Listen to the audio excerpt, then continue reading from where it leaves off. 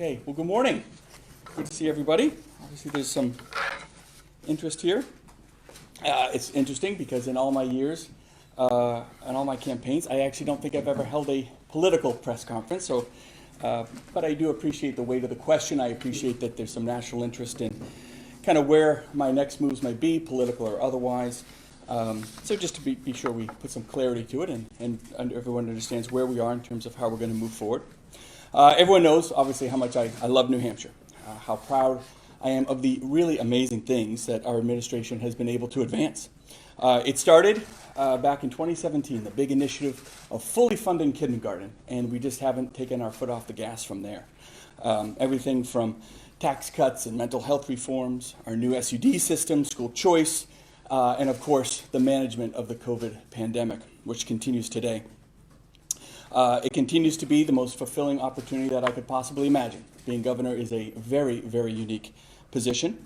Working with people one-on-one, hearing their stories, and simply just trying to fix the system that has failed them in many situations. Engineering better solutions, and most importantly, just always putting New Hampshire citizens first.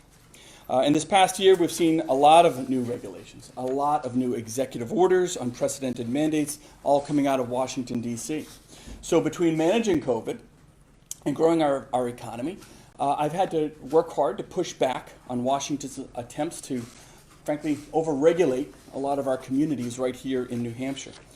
The vaccine mandate, the attempts to control our elections, attempts to pry now into our bank accounts, an unprecedented amount of executive orders that bypass right over Congress and Capitol Hill and hit home right here in the 603. Obviously, with progressives controlling Washington, D.C., there's a lot of interest in this Senate race. That's appreciated and understood. It's clearly seen as one of the best opportunities America has to have a 51st vote to stop Chuck Schumer from implementing what we all see as a losing agenda for America. I've heard from countless voices across the country. It's been very interesting. The vast majority of them all urging me to run for the U.S. Senate.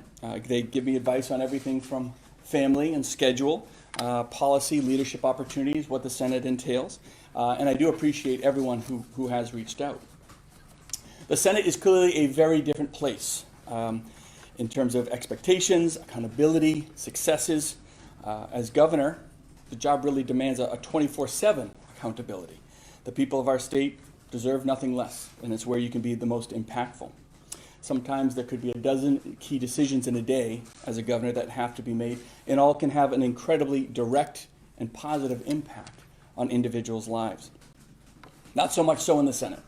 It's a much slower pace, and frankly, too often doing nothing is considered a win. And I appreciate those that understand the need for more managers in Washington. I do. More accountability and a connection with Congress that frankly is completely unconnected to the things that face the average American. More than ever, we need to protect our rational and responsible approach. And from New Hampshire's perspective, I think we have the opportunity to be an example that others can follow. As Granite Staters, I do believe that is our civic responsibility to the entire country. We have to continue to be that example of how to work through our differences without destroying that sense of community.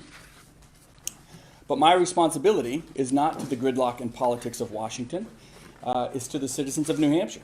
And I'd rather push myself 120 miles an hour delivering wins for New Hampshire than to slow down, end up on Capitol Hill debating partisan politics without results. That's why I'm going to run for a fourth term. And I'd be honored if the people of New Hampshire would elect me again as their governor. We have a lot more to do to protect the interests of New Hampshire citizens. And it's just clear that I can be most effective doing that here in the corner office in the Granite State. Managing COVID, making impactful relief and recovery investments, fighting Washington mandates and these unbelievable executive orders, again, that things that we just haven't seen come out of Washington before, cutting taxes and regulations.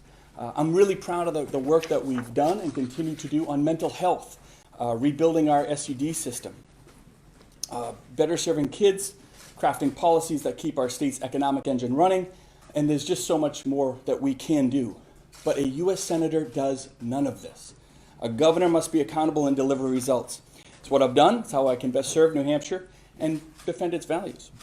The good news for the Republican Party and our country as a whole is that the people in New Hampshire are clearly ready to service, and they've been incredibly supportive in letting me know that whatever path of public service I chose, whether it's the U.S. Senate or staying as governor or returning to the private sector, they were all incredibly supportive of whatever path I chose to take.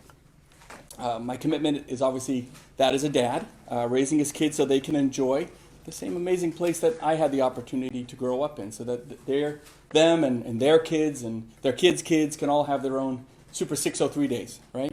I also want to take a moment and acknowledge my fellow governors. A really important aspect to my decision process, specifically, frankly, the Republican governors in this country that I've worked very, very closely, sometimes on a day-to-day basis with, especially during the COVID pandemic. Frankly, they're simply some of the best and brightest individuals that I've ever had the honor of working with. Republican governors in this country especially, they understand accountability and delivering results, transparency, moving the ball forward, a lot of those core beliefs in terms of public service that I share. They've banded together, especially during the COVID pandemic, and that really... ...ago on radio. If anyone knows Chris Sununu, please call him and tell him we need him in the U.S. Senate. What do you say to the Republicans in the state who are disappointed about what they hope would be a race next year, and across the country who think that the national issues are so important they need all hands on deck? So I think the national issues are incredibly